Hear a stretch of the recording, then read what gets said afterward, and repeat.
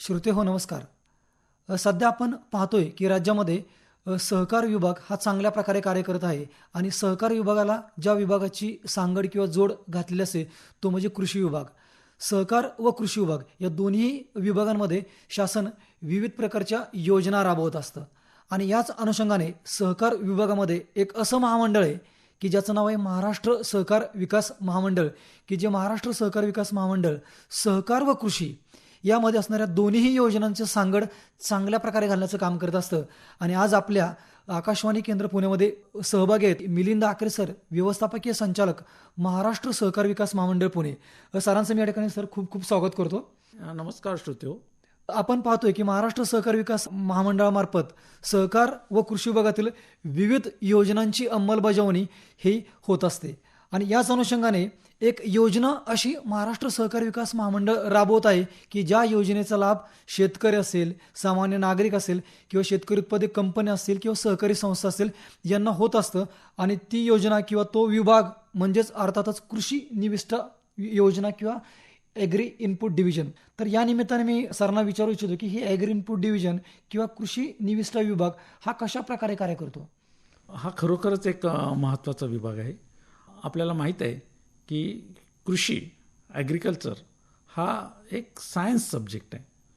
म्हणजे आपल्याकडं BSc in agriculture आहे, परंतु आपल्याला असं जाणवत असेल की भारतीय शेती ही एक कला आहे. सर्वसाधारण शेतकरी त्याला जो अनुभव येतो त्या अनुभवाच्या आधारे तो शेती करत राहतो.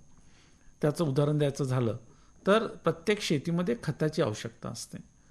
मग आता आपल्या शेतीला, आपल्या पिकाला किती खतांची आवश्यकता आहे हे शेतकऱ्यांनी त्या मातीचं परीक्षण करून, सॉईल टेस्टिंग करून, त्याचा डोस निश्चित करून त्या अनुषंगानं खतं आपल्या मातीला देणं, आपल्या शेतीला देणं, आपल्या पिकांना देणं अपेक्षित असतं. परंतु असं होत नसताना एक एस्टिमेटद्वारे शेतकरी आपल्या पिकाला खतं देत असतो. आपल्या सर्वांना माहीतच आहे की केंद्र शासन खतांना खूप मोठ्या प्रमाणामध्ये अनुदान, सबसिडी देत असतं. उदाहरण द्यायचं झालंच तर 45 किलोची युरियाची जी बॅग आहे ती आपण शेतकऱ्यांना 266 रुपयापर्यंत पोहोचवणं अपेक्षित असतं. परंतु ही 45 किलोच्या युरियाचं बॅगचं किंमत केंद्र शासनाला किमान 2,000 रुपयाला त्याचं मूल्य आहे. एवढ्या मोठ्या प्रमाणामध्ये अनुदान देऊन शेतकऱ्यांना ही खतं उपलब्ध करून दिली जातात. जेव्हा आपण ही जी आपली आर्थिक संसाधनं आहे याचा योग्य प्रकारे उपयोग केला पाहिजे, तेव्हा आपण ही जी खतं वापरतो आहे त्याचासुद्धा अत्यंत किफायतशीरपणेच आपण त्याचा उपयोग केला पाहिजे. त्यामुळं आम्ही असा एक प्रयोग करतो आहे की शेतकऱ्यांनी आपल्या शेतीचा, मातीचा एकदा टेस्टिंग करून घेतल्यानंतर, माती परीक्षण करून घेतल्यानंतर सर्व खताचे डोजेस फायनल केले पाहिजेत. ते डोजेस फायनल केल्यानंतर त्यांनी आपल्याला या वर्षामध्ये शेतीसाठी किती खतं लागणार आहे याचा एक एस्टिमेट तयार केला पाहिजे आणि आम्ही ते शेतकऱ्यांकडून करून घेतो. आता प्रश्न येतोय की ही खतं घेण्यासाठी शेतकऱ्यांकडं निधी शिल्लक राहत नाही. शेतकऱ्यांना आपल्या कृषी केंद्रामधून उधारीवर खते घ्यावी लागतात. यावर आम्ही असा एक प्रयत्न केला आणि एक प्लॅनिंग केलं की राज्य शासन आणि सर्व आर्थिक संस्था मिळून 70,000 कोटीचं पीक कर्ज वाटप आपल्या सर्व शेतकऱ्यांना दरवर्षी उपलब्ध करून देतो. हे 70,000 कोटीचं जे नियोजन आहे हे नियोजन शेतकऱ्यांना अत्यंत शास्त्रोक्त पद्धतीनं समजवणं अत्यंत आवश्यक आहे. यासाठी गावागावामध्ये सहकारी संस्थांच्या नोंदणी करण्यात आलेल्या आहेत. आर्थिक नियोजन करत असताना त्यांनी खतांसाठी किती निधी वापरला पाहिजे, त्यांनी हंगामात किती निधी वापरला पाहिजे, त्यांनी त्यांच्या शेतीवरील कीड औषधींसाठी किती निधी वापरला पाहिजे याचं एक प्रकारचं नियोजन करणं अपेक्षित असतं. अशा प्रकारचं आम्ही संस्थांनी नियोजन करून दिल्यानंतर त्या शेतकऱ्यांच्या त्या संस्थेचं खताचं एस्टिमेट आम्ही काढतो आणि हे एस्टिमेट काढल्यानंतर आम्हाला इफको, क्रिप्को, RCF आणि इतर कंपन्यांनी स्टेट लेवल डीलरशिप महाराष्ट्र सहकार विकास महामंडळात दिलेली आहे आणि शेतकऱ्यांच्या थेट बांधावर खतं हा प्रयोग महामंडळ करत आहे. आम्ही RCF, इफको, क्रिप्को यांची खतं रेकद्वारे स्टेशनला पोहोचल्यानंतर त्या स्टेशनपासून तर शेतकऱ्यांच्या बांधावर खतं पोहोचण्याचं काम महाराष्ट्र सहकार विकास महामंडळ करतं. त्याच्यामुळे आवश्यक तेवढीच खतं आज वापरली जात असल्यामुळं खतं वापरीमध्ये जो अति वापर होत होता तो कमी झालेला आहे. शेतकऱ्यांचा खर्चामध्ये कमी झालेला आहे. उत्पन्नात वाढ झालेली आहे. हेच नव्हे तर आलेल्या किडीचं परीक्षण करणे, त्या किडीवर कुठलं योग्य औषध आहे ते सांगणे आणि तेवढंच औषध त्या किडीवर मारणे. आता नवीन तंत्रज्ञान आपल्याला सर्व माहीत आहे की आता आम्ही सर्व संस्थांना आणि शेतकरी उत्पादक कंपन्यांना ड्रोन उपलब्ध करून देतो आहे. म्हणजे किडीचं प्रमाण लक्षात घेऊन ड्रोनद्वारे आवश्यक तेवढंच औषध आपण त्या पिकावर दिलं तर चांगल्या पद्धतीनं आपल्या पिकाची जोमानं वाढ होऊ शकतं. एका बाजूला शेतकऱ्याच्या खर्चामध्ये बचत करणे आणि शास्त्रोक्त पद्धतीनं शेती केल्यामुळं उत्पन्नामध्ये वाढ करणे, अशा दोन पद्धतीनं महाराष्ट्र सहकार विकास महामंडळ शेतकऱ्यांना आता खतं आणि औषधी उपलब्ध करून देते. आता जी आपण माहिती सांगितली तर त्याच आधारावरती मला विचारावंसं वाटतं की आपण खत पुरवठा करताय, परंतु आपण मार्केटमध्ये पाहतोय की कृषी सेवा केंद्रवाले पण आहेत की जे खतांचा पुरवठा करतात. मग महाराष्ट्र सहकार विकास महामंडळ व हे कृषी सेवा केंद्र या दोघांच्या खतांच्या याच्यामध्ये नक्की फरक काय आहे? खूप छान प्रश्न विचारला आहे. म्हणजे तुम्ही, आमची प्रक्रिया एकदम वेगळी आहे. कृषी सेवा केंद्र जो मालक असतो तो आपली इन्व्हेस्टमेंट करून खतं विकत घेतो. त्या खताचं त्याच्या स्टोअरमध्ये गोदाममध्ये साठवणूक करतो. त्याच्यानंतर तो ग्राहकांची वाट बघत त्या खताची विक्री करतो. महाराष्ट्र सहकार विकास महामंडळ पहिले शेतकऱ्यांकडनं डिमांड घेतं. डिमांडनुसार डिमांड बेस्ड सप्लाय महाराष्ट्र सहकार विकास मंडळ करतं. शेतकऱ्यांकडनं आम्ही आगाऊ रकमा जमा करून घेतो आणि कॅश अँड कॅरी पद्धतीनं महामंडळ शेतकऱ्यांना उपलब्ध करून देतो. त्याच्यामुळं साठवणुकीमध्ये होणारा खर्च वाचतो, साठवणुकीमध्ये होणारं नुकसान वाचतं आणि शेतकऱ्यांना किफायत दराने खतं उपलब्ध करून देणं महामंडळाला शक्य होतं. नक्कीच. म्हणजे आपण याच्यामध्ये जो शब्द उच्चारला की किफायत दराने खतं, जे काही कृषी सेवा केंद्र असतील किंवा इतर संस्था असतील त्यांच्यापेक्षा नक्कीच महामंडळाचा जो रेट आहे किंवा दर आहे हा नक्कीच कमी आहे की ज्याच्यामुळे शेतकरी जास्त करून आपल्याकडे आकर्षित होतात. निश्चितच आहे. म्हणजे आणि दुसरा एक आपण जो उल्लेख केला की तो म्हणजे आर्थिक नियोजन किंवा सध्याची काळाची जी गरज आहे ती म्हणजे प्रिसिजन फार्मिंग. प्रिसिजन फार्मिंग म्हणजे काटेकोरपणे खत वापर असेल किंवा पाणी पुरवठा असेल, या सर्व गोष्टींचं जेवढं पिकाला आवश्यक आहे तेवढंच दिल्यामुळे ते शेतकऱ्यांच्या उत्पन्नामध्ये वाढ होते आणि महामंडळ त्याच्यासाठी जे आपण म्हणतोय की एक कन्सल्टन्सी किंवा एक जो सल्ला आहे तो सल्ला मोफत सल्ला प्रोव्हाइड करते. याबरोबरच अजून एक दुसरी महामंडळाकडे जी योजना आहे की ज्याचा वारंवार उल्लेख केला जातो आणि जे शहरी भागामध्ये जे राहणारे जे नागरिक आहेत की ते त्या योजनेचा जास्तीत जास्त लाभ घेतात, अशी योजना म्हणजे कॉफ शॉप योजना. तर ही कॉफ शॉप योजना नक्की काय आहे, त्याचा लाभ कोणकोणत्या नागरिकांना किंवा ग्राहकांना होऊ शकतो? हे म्हणजे ही जी कॉपशॉप योजना आहे ही आमची एक अत्यंत महत्त्वाकांक्षी योजना आहे. आपल्याला माहीत आहे की महाराष्ट्र हे नागरिकांच्या दृष्टीनं खूप अग्रेसर राज्य आहे. या राज्यातली 45% जनता ही शहरामध्ये राहते आहे. आपल्या राज्यामध्ये छोटे छोटे उद्योजक भरपूर आहेत. म्हणजे तुम्ही मसाले उत्पादकांची संख्या घेतली तर हजारोनी छोटे छोटे उत्पादक एंटरप्रिन्युअर मसाल्यांचं उत्पादन करत आहेत. काही उत्पादनं लोणचीची उत्पादनं आहेत, अशा काही हळद तयार करतात, काही त्यांचे पापड चटण्या, अशा अनेक प्रकारचे आपल्याला डेली जे लागणारे दररोज लागणारे जे अन्नधान्य आहे त्याचं उत्पादन करत असतात. परंतु हे उत्पादन हे प्रॉडक्ट ग्राहकापर्यंत पोहोचवण्याची खूप लांब साखळी. उदाहरणार्थ समजा माझ्याकडे लोणचं प्रोडक्शन आहे. हे प्रोडक्शन केल्यानंतर मी हे एका डिस्ट्रीब्युटरला देतो. हे डिस्ट्रीब्युटर मग एका रिटेलरला देतं. मग हे रिटेलर मग त्या ग्राहकांपर्यंत जातो. असं करत असताना एकूण त्या मालाची किंमत आहे ती या साखळीमध्ये विभागल्या जाते. त्यामुळे ॲक्च्युअल जे प्रोडक्शन करतायत आणि ॲक्च्युअल जे ग्राहक करत आहे यांच्यामध्ये तफावत आढळून येते. आपण नेहमी ऐकतो की कांद्याचंच उदाहरण परत द्यायचं झालं तर शेतकऱ्यांना कांद्याचे 10 रुपये भाव मिळालेला आहे, परंतु ग्राहकांना तो 40 रुपयात मिळालेला आहे. मग असं म्हणण्यात येतं की हे जे 30 रुपये आहे हे व्यापाऱ्यांनी लुटून घेतलेले आहेत. परंतु आपल्या असं लक्षात येईल की हे जे 30 रुपयाची मार्जिन जी ग्राहकांनी जे 40 रुपये दिलेले आहे आणि शेतकऱ्यांना 10 रुपये मिळालेले आहेत, म्हणजे जे मधले 30 रुपये आहेत हे किमान 4-5 लोकांमध्ये वाटले जातात. हा तर एक नुकसान आहेच, परंतु हे जे 4-5 लोकांमुळे त्या मालाची उलाढाल लोडिंग अपलोडिंग झाल्यामध्ये त्या मालाची क्वालिटीसुद्धा तुमच्या असं लक्षात येते की ती डिग्रेड झालेली आहे.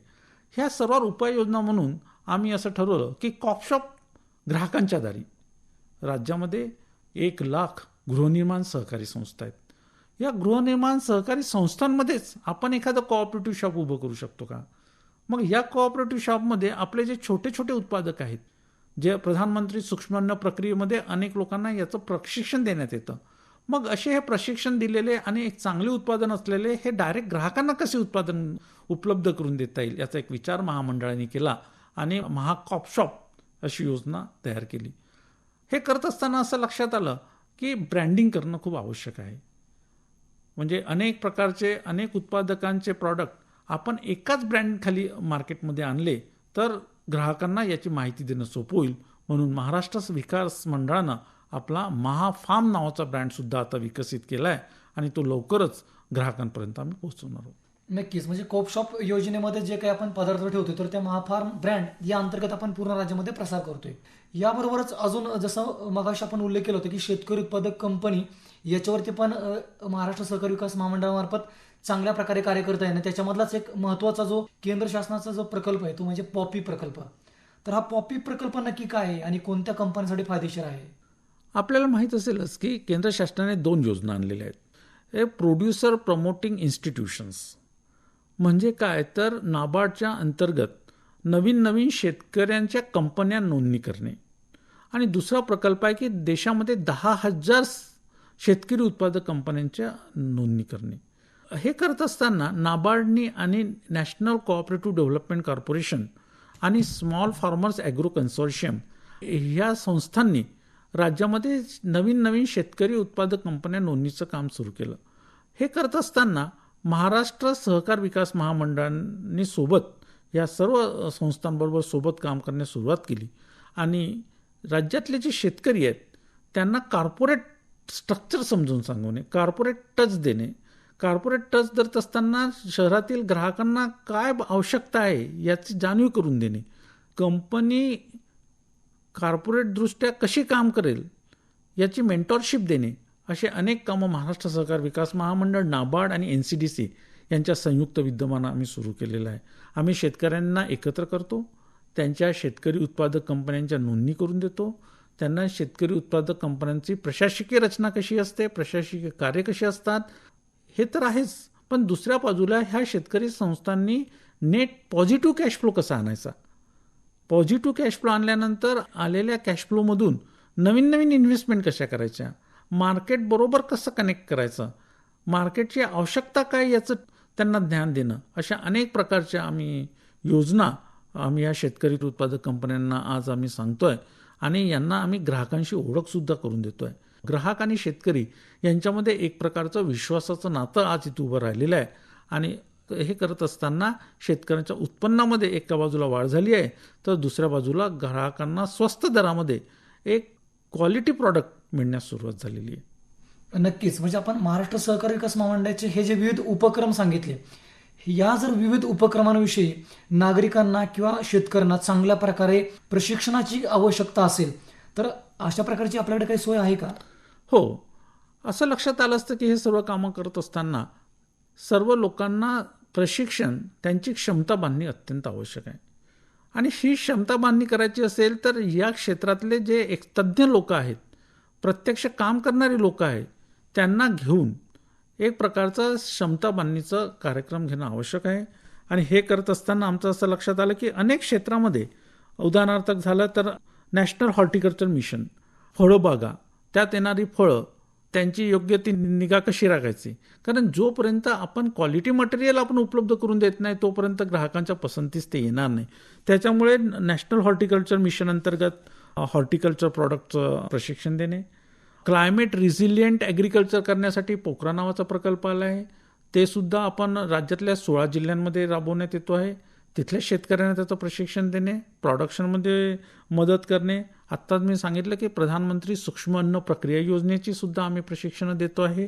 त्याचबरोबर national bank for rural and agriculture development, NABARD यांचीसुद्धा अनेक प्रशिक्षणं, अशा अनेक सेक्टरमधले. म्हणजे काय तर ग्राहकांना जे जे हवं आहे त्या प्रोडक्शनच्या योग्य पद्धतीसाठी जे जे प्रशिक्षण शेतकऱ्यांना किंवा उत्पादकांना देणं आवश्यक आहे त्याचा योग्य नियोजन करून महाराष्ट्र सहकार विकास महामंडळ हे प्रशिक्षण आयोजित करतं आहे. आणि आम्ही हे प्रशिक्षण राज्यामध्ये ज्या इतर प्रशिक्षण देणाऱ्या संस्था आहेत, म्हणजे इंडियन एज्युकेशन इन्स्टिट्यूट पुण्यामध्ये आहे, अनेक ठिकाणी रामेती आहेत, रिजनल ॲग्रिकल्चर ट्रेनिंग इन्स्टिट्यूट्स आहेत. नागपूरमध्ये आपण बघितलं तर धनंजयराव गाडगीळ कोऑपरेटिव्ह इन्स्टिट्यूट आहेत. नागपूरमध्ये आपण एक वानामती नावाची सुद्धा एक चांगली संस्था काम करते आहे. अमरावतीमध्ये सहकार संघ आहे. अशा राज्याच्या विविध भागामध्ये विविध संस्था काम करत आहेत आणि ह्या सर्व संस्थांना पूर्ण एक्सपर्टाईज देऊन सर्व शेतकऱ्यांचं तिथे प्रशिक्षण देण्याचं काम महाराष्ट्र सहकार विकास मंडळानं सुरू केलेलं आहे आणि एक चांगला सकारात्मक त्याचा इम्पॅक्ट आम्हाला आता तो जाणवतो आहे. नक्कीच, म्हणजे महाराष्ट्र सहकार विकास महामंडळ शासनाचे जे काही इतर विभाग आहेत, जसे की कृषी विज्ञान केंद्र असेल किंवा सहकारातील संस्था असेल, या सर्व संस्थांचा वापर करून चांगल्या प्रकारे प्रशिक्षण राबवत आहे. नक्कीच हे अभिमानाची गोष्ट आहे. जातात एक शेवटचा प्रश्न विचारतो की महाराष्ट्र सहकार विकास महामंडळ हे विविध उपक्रम राबवत आहे, तर महाराष्ट्र सहकार विकास महामंडळाचे भविष्यातील जे काही धोरण आहे किंवा भविष्यातील आपण म्हणतो की एक प्लॅन किंवा आराखडा हा कशा प्रकारे राहील की जेणेकरून येणारे जे नवीन शेतकरी, नवीन नवउद्योजक यांना एक चांगल्या प्रकारे प्रेरणा मिळू शकते? हे म्हणजे फार महत्त्वाचं मला वाटतं तुम्ही विचारलं, की तुम्हाला माहीत आहे की आपण AI आणि ML, आर्टिफिशियल इंटेलिजन्स आणि मशीन लर्निंग हे शब्द आपण सारखा ऐकतोय आणि ह्या दोन शब्दापासून जी संस्था दूर आहे ती प्रगती करू शकणार नाही किंवा तिचा उपयोगिता सिद्ध होऊ शकणार नाही. त्याच्यामुळे आर्टिफिशियल इंटेलिजन्सचा उपयोग करून आपल्याला शेतकऱ्यांना कशी मदत करता येईल. उदाहरणार्थ शेतकऱ्यांच्या पिकावर कुठली कीड आली असेल, त्या किडीचा फोटो आपण या आर्टिफिशियल इंटेलिजन्सद्वारे फीड केल्यानंतर याला नेमकं कुठलं औषध आणि किती प्रमाणात मारलं पाहिजे, याचा डोस किती असला पाहिजे, याचा ॲटोमॅटिक अंदाज आपल्या शेतकरी बंधूंना कसा येईल, हा एका बाजूला प्रश्न आहे.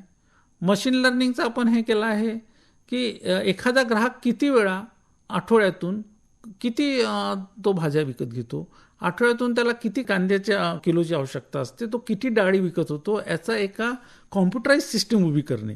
म्हणजे काय तर प्रत्येक ग्राहकाला आपल्या शेतीच्या किती मालाची आवश्यकता आहे आणि तो त्याची आवड निवड काय आहे याचा अभ्यास करून त्याला आपण सारखे मेसेजेस पाठवायचे की आता तुमच्याकडे ह्या तुम्हाला आवश्यकता आहे का.